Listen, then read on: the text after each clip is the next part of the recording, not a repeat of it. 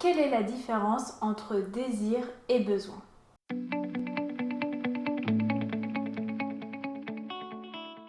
Dans les deux cas, ça provient d'un manque ou d'une absence.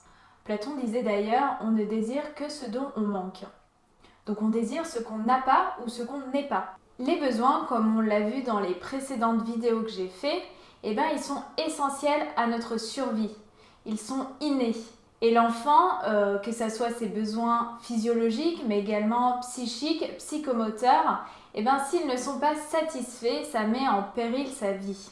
Donc satisfaire nos besoins est essentiel à notre équilibre psychique, émotionnel, physique. Dans une certaine mesure, on est donc dépendant de ces besoins.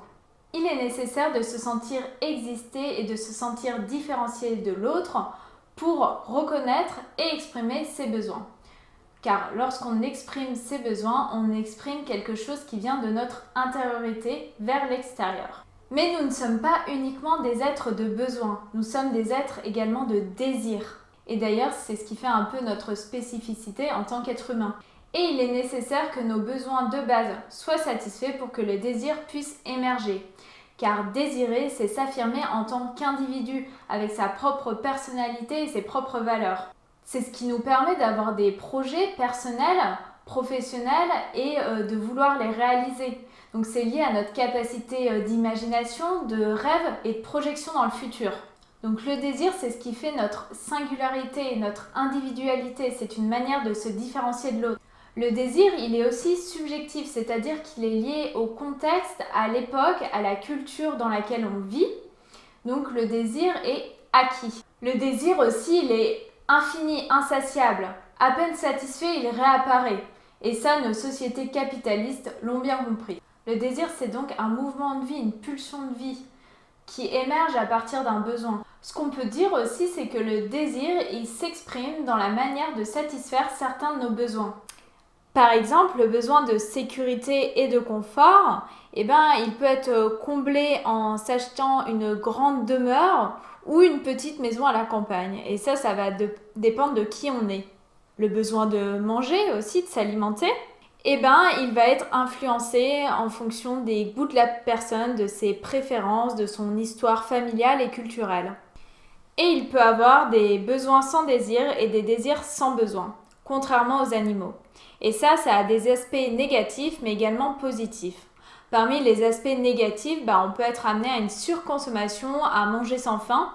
Et notre société, elle alimente nos désirs. Et ça se retrouve dans les vêtements qu'on porte, nos lieux d'habitation, les technologies qu'on possède, etc. Et la société, elle influence également ce qu'on trouve désirable chez les autres.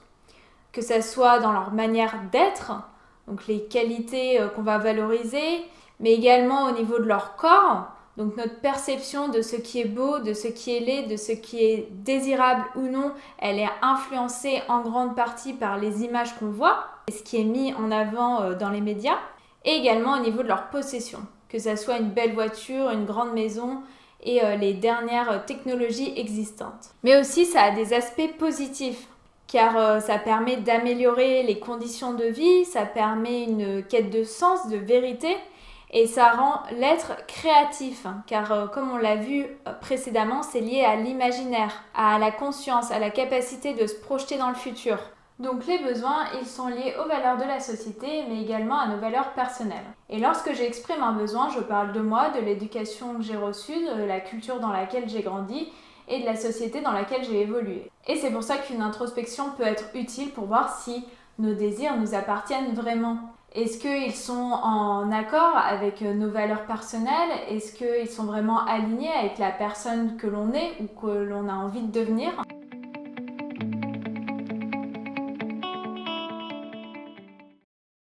Donc pour résumer, les besoins, ils sont essentiels à la survie, ils sont innés, ils sont communs à tous et on est dépendant de ces besoins. Et nos désirs, ils sont acquis, ils sont spécifiques, c'est ce qui nous permet de nous affirmer en tant qu'individu et c'est un espace de liberté. J'espère que cette vidéo vous a plu sur la différence entre les besoins et les désirs. Vous pouvez faire part de vos réflexions personnelles dans les commentaires. En attendant, si tu as aimé la vidéo, n'hésite pas à mettre un j'aime, à t'abonner et tu peux me suivre sur les réseaux sociaux tels que Instagram, sous le même nom, un corpore. Je te dis à très bientôt pour une prochaine vidéo.